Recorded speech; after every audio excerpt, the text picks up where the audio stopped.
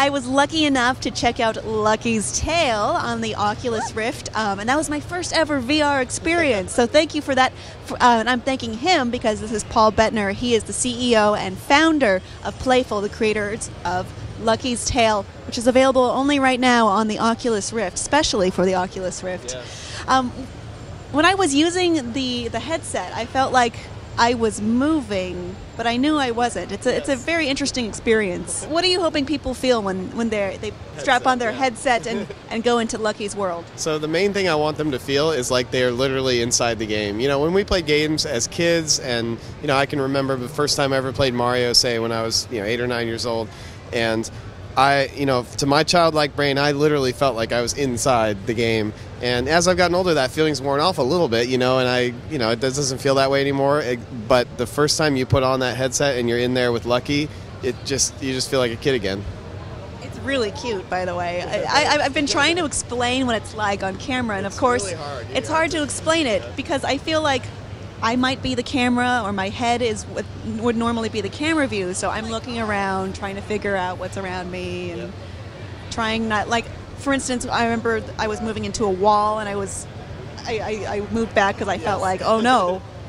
So it's like a new form of spatial reasoning almost. Yeah, I've been describing it to people like it's almost like your Lucky's dream. It's like one of these dreams where you're kind of floating above yourself and you see yourself down there. And the interesting thing about it though is that we've been talking about this at the show as a third-person game, but it's almost not really a third-person game because when you're playing it, you don't feel like I am the character. You feel like you're still you, because that's what virtual reality does. It makes you feel like you're there. And Lucky is almost like this toy that you're playing with, and then he's come to life.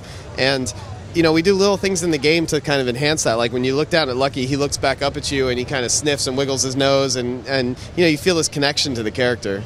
Now, why did you choose to work with Oculus and VR as opposed to traditional media delivery of a game? So it's kind of the same. We've been doing this for a number of years now. The game that we actually made before this was Words with Friends, and then I know it's kind of like what do those have in common? But the reason is when we first saw an iPhone, we just held it in our hands and we thought, this is the coolest thing. We have to make games for this. It was the same thing for virtual reality. The moment I saw it, I was just like, this is the coolest thing I've ever seen. This is the future of games. I have to make games for this. Now, how did you plan that? I mean, it's like a new frontier of enjoying games. So what things did you have in mind when you were designing a game for this new medium? The first thing I want to do is basically throw out all my expectations and all my assumptions, because the things that first come to mind when you think about VR are, I probably like shooters and driving games and those kinds of things. And we really wanted to try something new, so we built a lot of different prototypes, everything from like an aquarium simulator to like a dancing game. We just tried all these different ideas. And when we built this third-person game, it just clicked. Like, it's this moment where you look and you see Lucky there and you're like, okay, it kind of looks like every other platform I've ever played. And then all of a sudden you just look up and you look across and you see the whole level just stretching out there, and it's like, whoa, that is the coolest thing.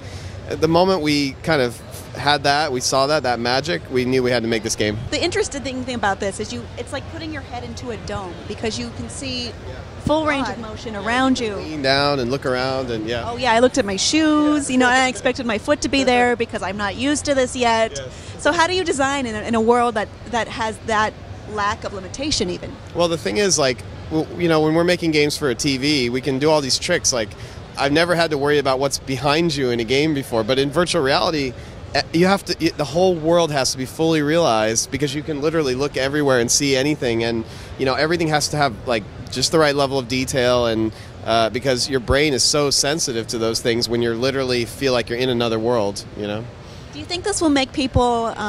We're just beginning to start this new hardware.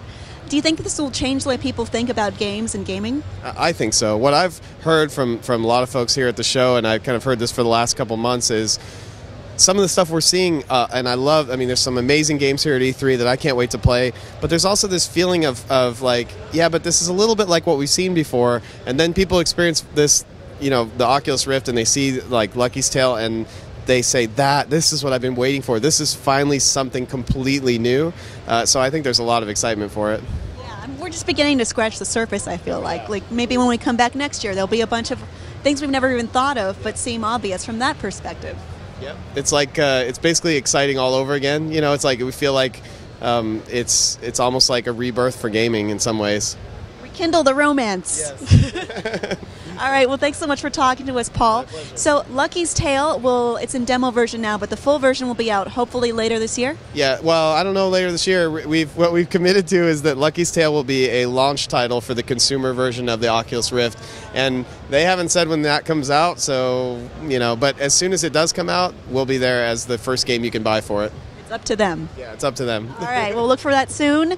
Look for that soon. Get it? All right. Thanks so much for talking to us, Paul.